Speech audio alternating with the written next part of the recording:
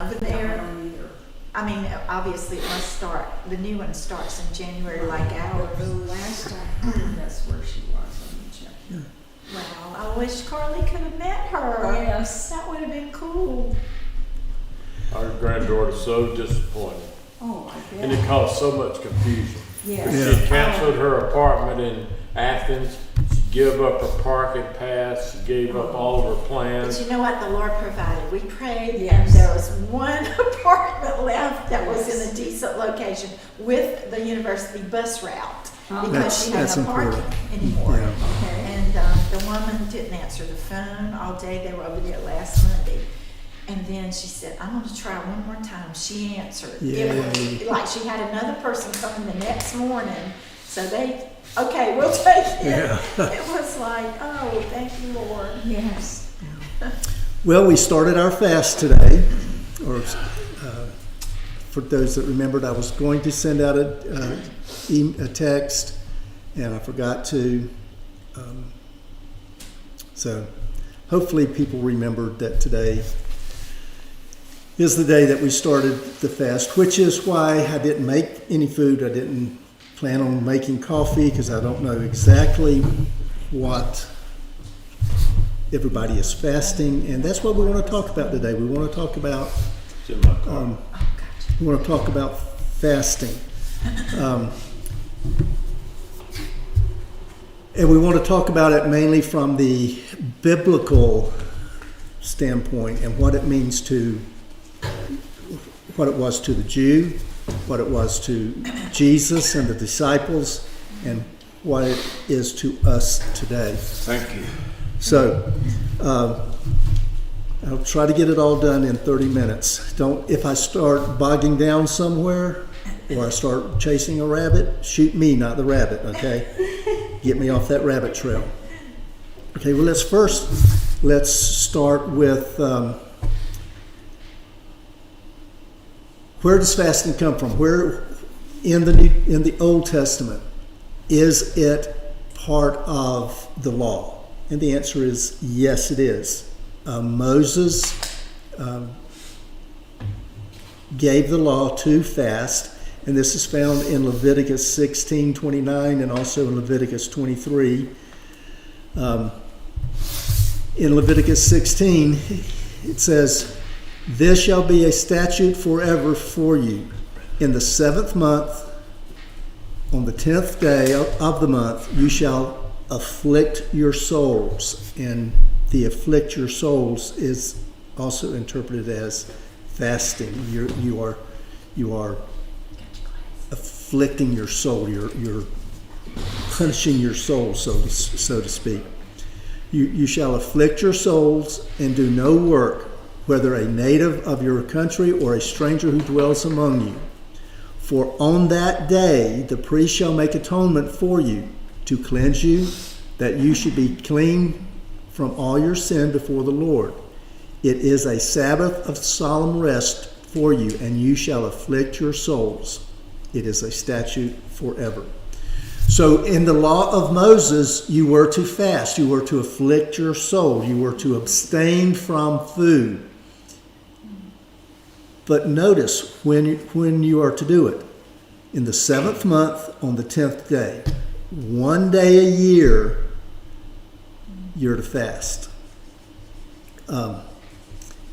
And this is a total fast. And some of the commentaries I read said that their fast basically lasted from sunup to sundown, not the entire day, not from sunup to sunup or sundown to sundown, which is their day, but from sunup to sundown. So, which is really when you're awake and when you would eat anyway. But that could cause some some cheating going on. You get up a little early and eat a breakfast, so you're good for the day. As soon as the sun goes down, you eat your supper, and it's like that. In Leviticus 23, he just kind of reiterates. He says, also, the 10th day of this month shall be a day of atonement. It shall be a holy convocation for you. and you shall afflict your souls and offer an offering made by fire to the Lord. So we're still doing it on one day a year, on the Day of Atonement, which is during Yom Kippur. And the Orthodox Jews still do that. Those that don't really follow the law anyway, well, they don't follow the law anyway. So a lot of people did the first day of the fast, they don't eat anything. They don't eat anything. The Day of Atonement. Well, just for that one day. Yeah. They did not call Here's for the it. deadline. They did not call for a 21-day fast or a multiple day fast No. or a 40-day fast. Later on, in the time of Zacarias, things kind of changed a little bit.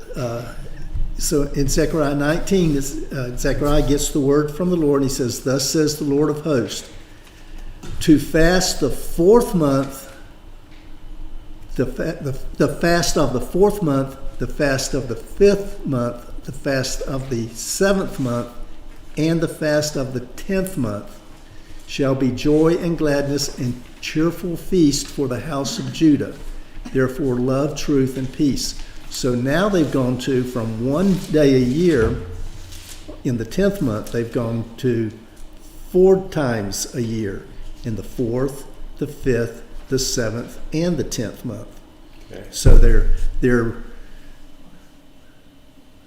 priests are becoming more and more, okay, this is what we think you need to do. That's probably correlated with the feast, though, right? I mean, They were correlated with the feast, yes. What was the reference, Zechariah? Zechariah 8:19. Okay, thank you. By the time Jesus came along, the Jews were fasting twice a week. They had decided that they needed to celebrate or to remember the day that Moses went up on Mount Sinai, which was the second day of the week. We would call that Monday. And the day that he came down, that he descended from Mount Sinai, which was the 5th day of the week. We call that Thursday.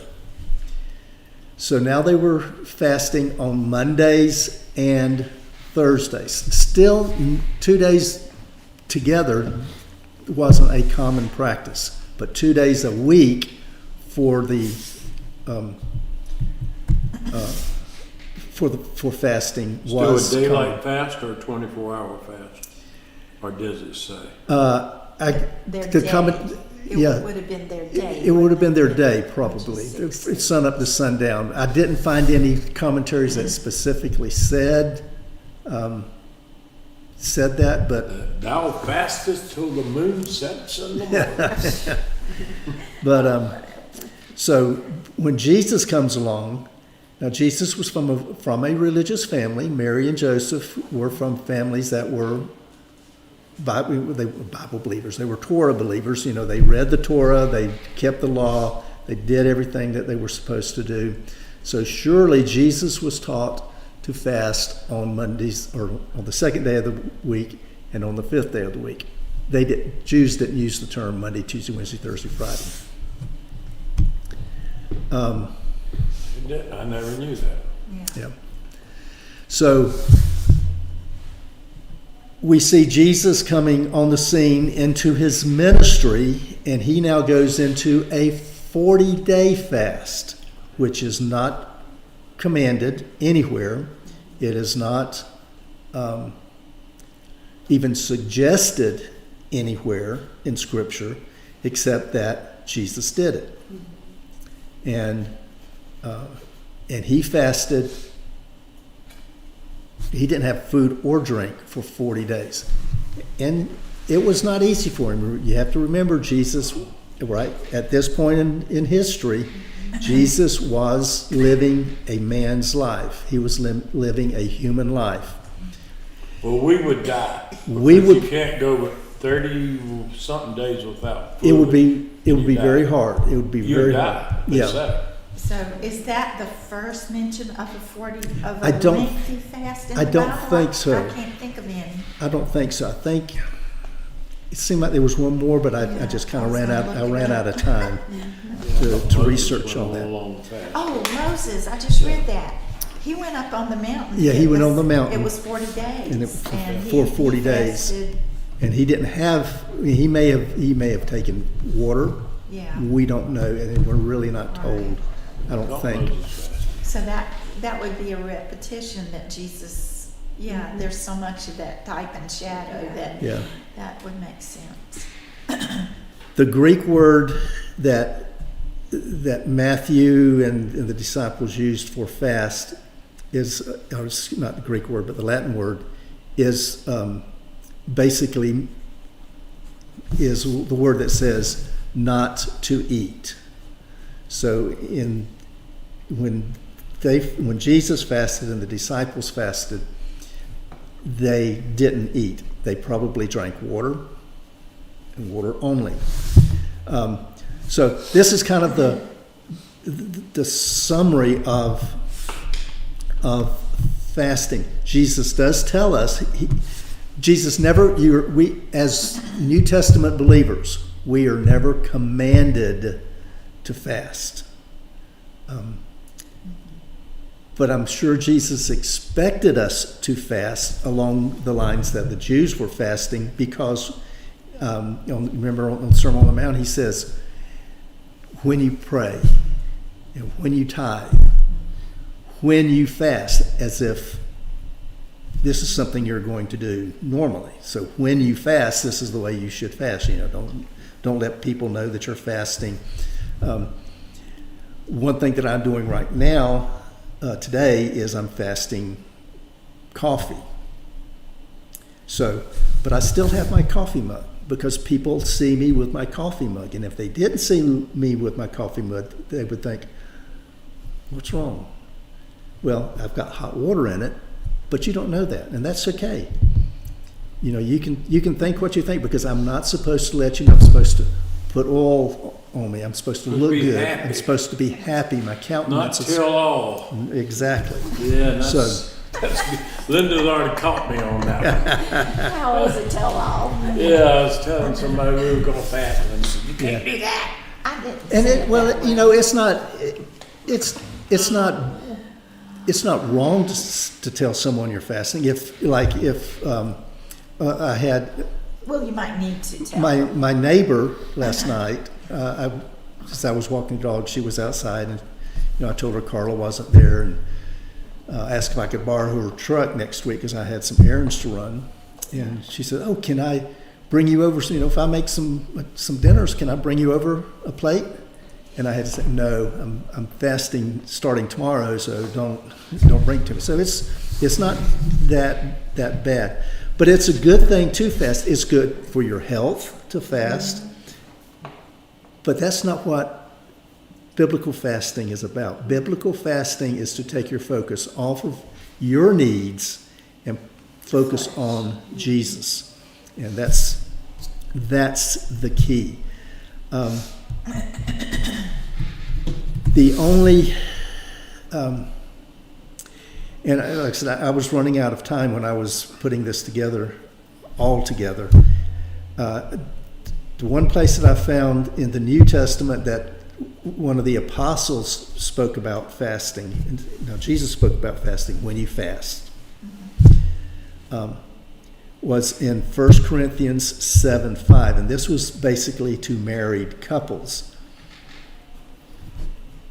And he says, "Do not deprive one another, except with consent for a time, that you may give yourself to fasting and prayer, and come together again so that Satan does not tempt you because of your lack of self-control."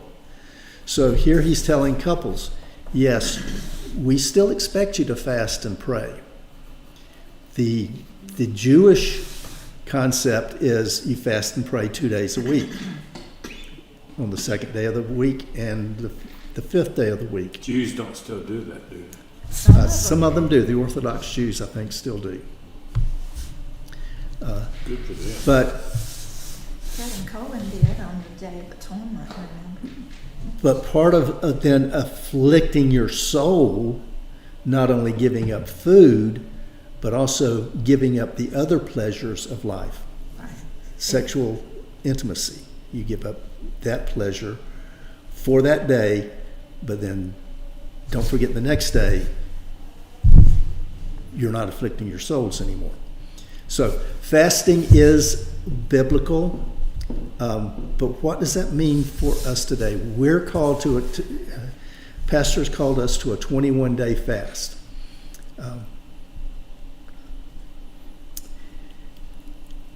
He does not expect, nor should, in my opinion, should anyone try to do a total fast for 21 days. I think the year before I came here, Pastor tried that, and he got very, very sick.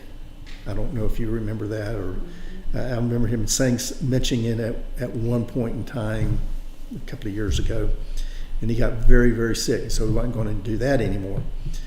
So most people now decide how they're going to fast, and that's fine. How are you going to fast? What are you going to give up? When we're talking about fasting, we basically are talking about food. But some people, well, let me take a step back. The church, the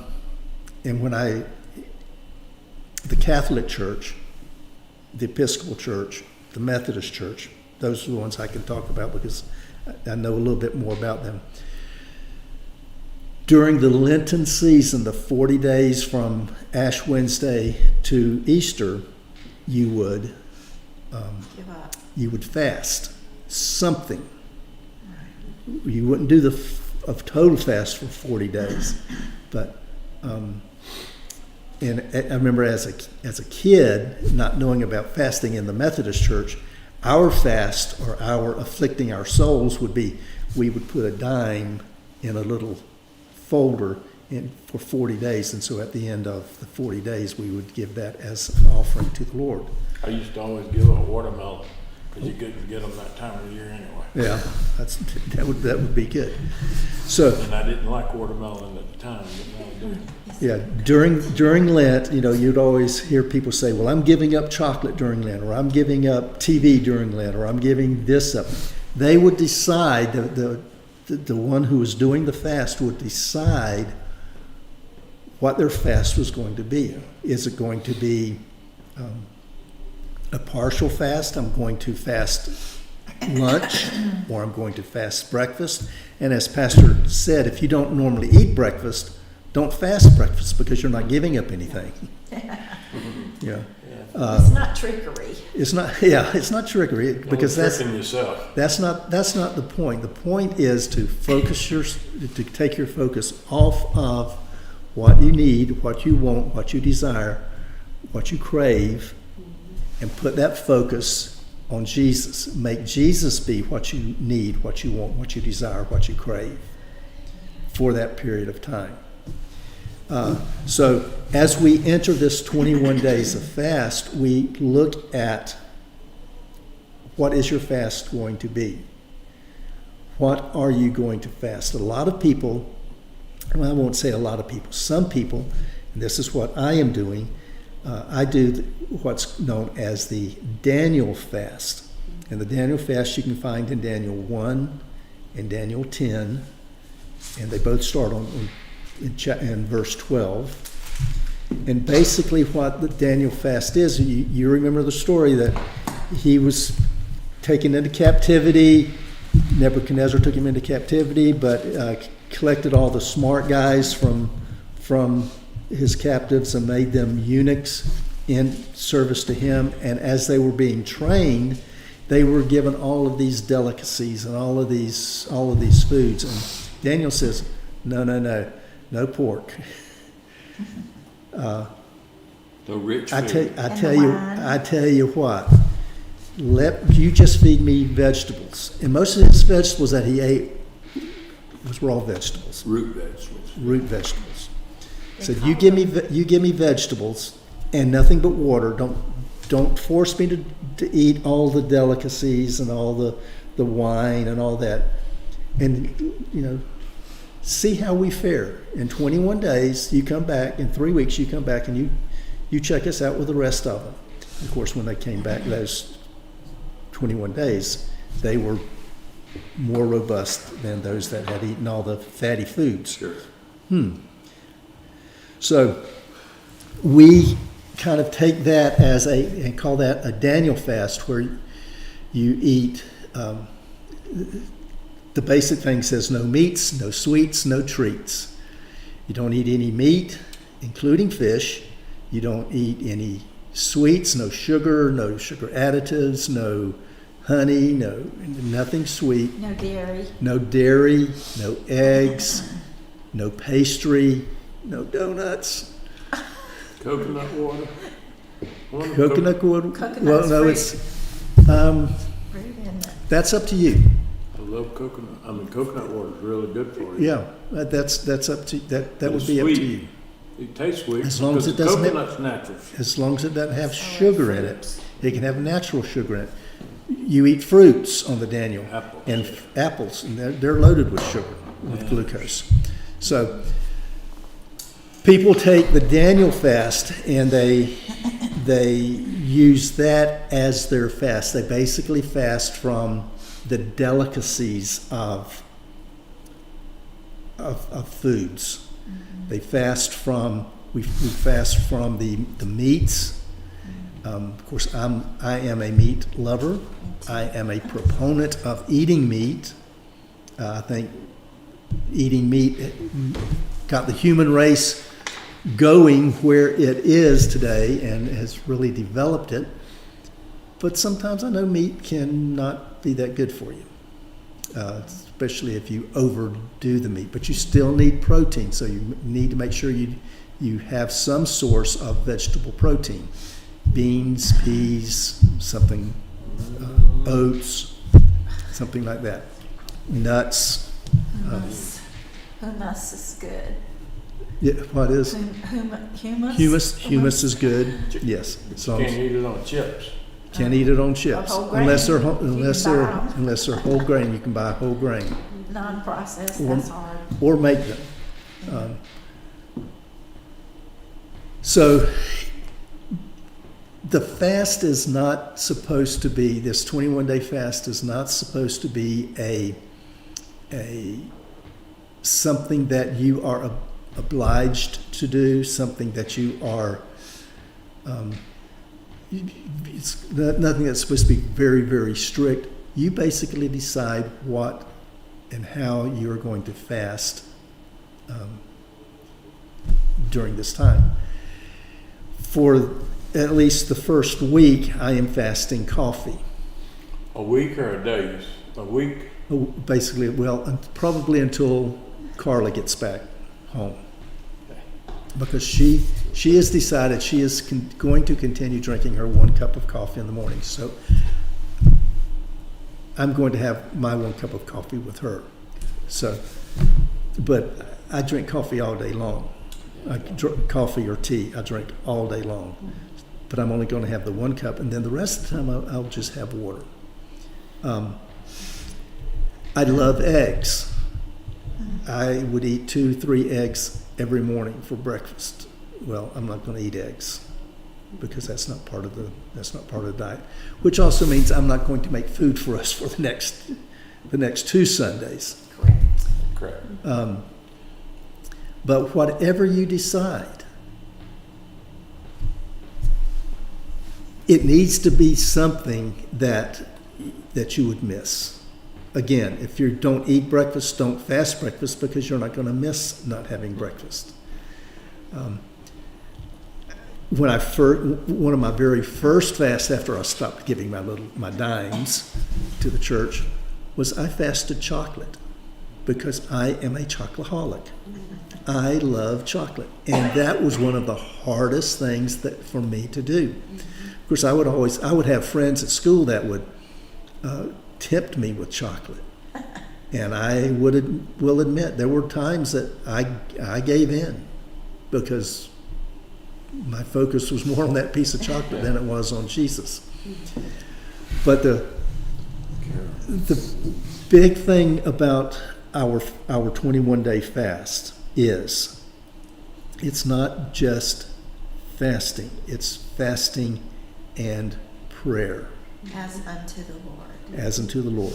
You fast to afflict your soul, to put your focus on God, and then you pray. And you pray for things that you think may be impossible. But we are learning that with God, all things are possible. That with God, nothing is impossible. So we pray for things. I pray for Sherry Rodriguez to be completely healed, to be able to walk without any assistance, to be able to talk again like she normally would talk in her country accent. From what I was told, she sounded almost identical to what Rita sounds like, and she sounds almost European to me now. Yeah, What's her disease? She had a stroke. Oh, That's the lady that sits on the back row. Yeah, real nice. So, fasting and prayer for something that you might think is impossible. Pray for the church to be able to have an outreach ministry, to reach others, to bring others into the church so we can have the resources to do more outreach. Pray for always pray for your pastor, because he always needs strength. But this is what this 21 days is about. It's about fasting, taking your focus off of food or off of something and putting it onto Jesus, and prayer. And the two have to go together. When Jesus was talking to the disciples about their lack of faith, he told them, this takes faith. It doesn't just take faith; it takes faith and prayer and fasting to move that mountain. You have to pray and you have to fast. So as we go into this 21 days of prayer and fasting, we do want to afflict our souls in a meaningful way. We want to fast from something. If it's from TV. Facebook. Pardon? Facebook. If it's from Facebook, which would probably not be a bad thing to do. But that's not really what a fast is about. A fast is about food, but you can choose if it is Facebook. And instead of spending that time on Facebook, you spend it in prayer, then you've accomplished what the fasting and prayer is supposed to be. If it's if you're fasting Alabama football, after tomorrow night, I will. but you can't do that now because after tomorrow night it'll be over with. I can't fast Florida. I'm not going to watch Florida football. I'm a Gator. I'm sorry.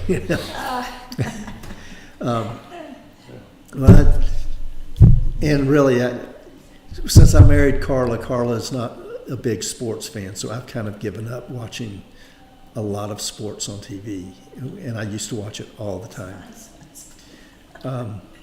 You need another wife when it's ready. But Carla is not going to be here tomorrow night, so tomorrow night, guess what I'm going to be doing? I'm going to be watching football.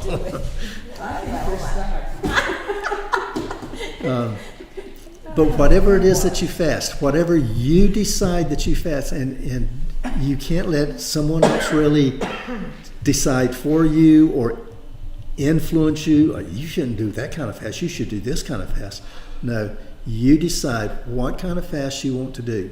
Is it going to be something like Facebook or TV or something of that nature? Something that you really enjoy doing and you would really miss it if you didn't do it, and spending that time in prayer instead?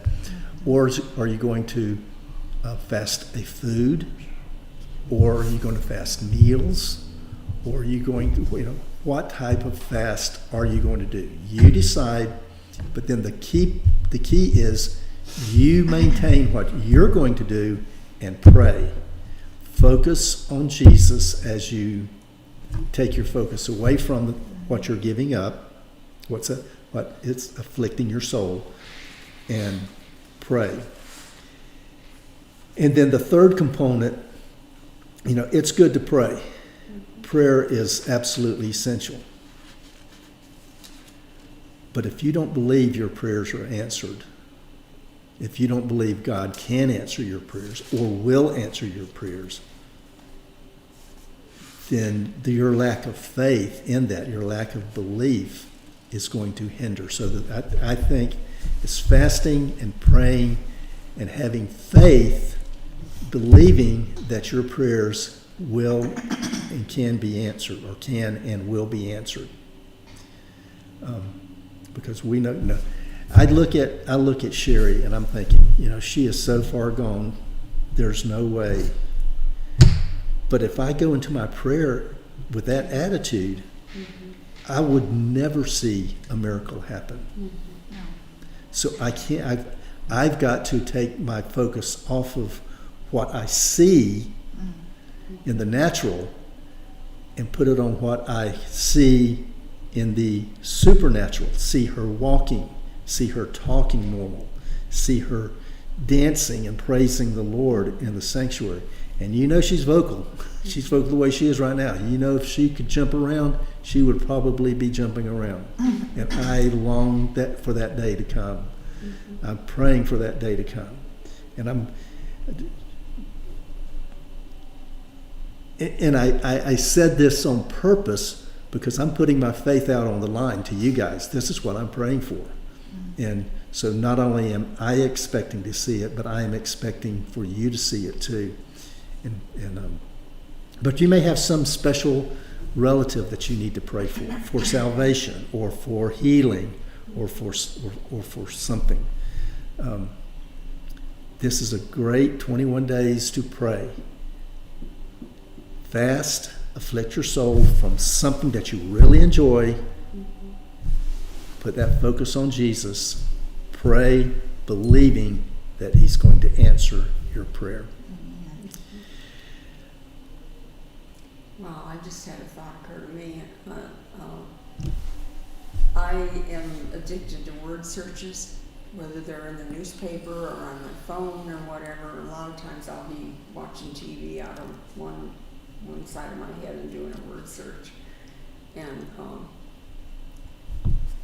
I think that has become an addiction for me. And the Lord just spoke to me and said, you need to do a real word search. There you go. This one? Yes. Yeah. There you go. Yeah. There you go. I love the search the words in the Bible. Yes.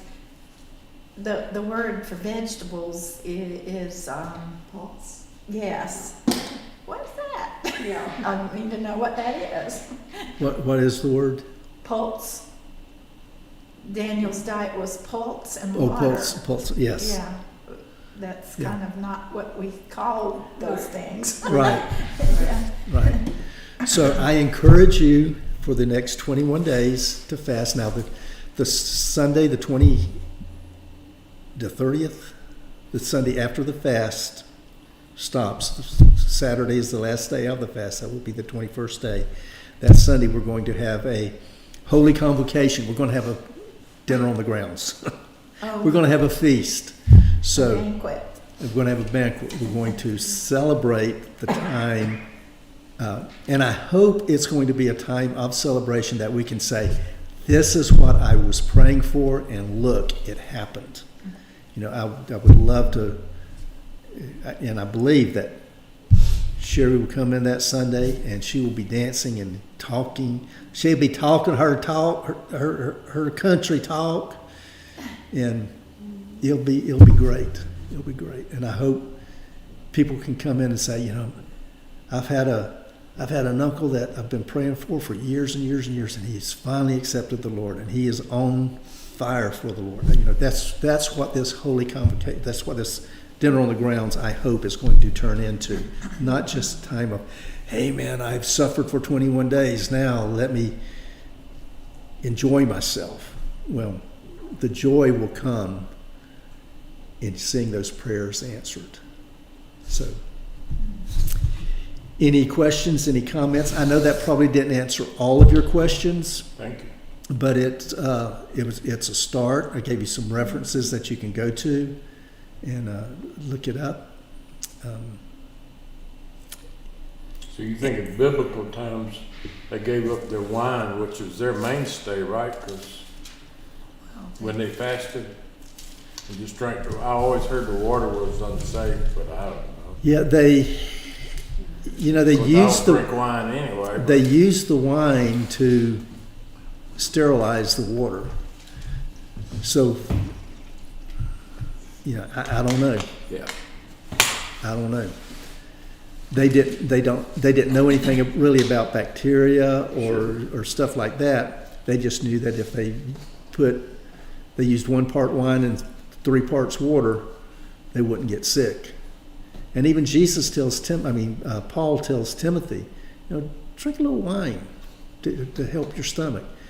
Yeah. Timothy may have been drinking pure water and it was making him sick, and Paul was telling him, no, drink a little wine, put a little wine in with your water to sterilize it. So I don't know, when they said to drink water, I don't know if they were still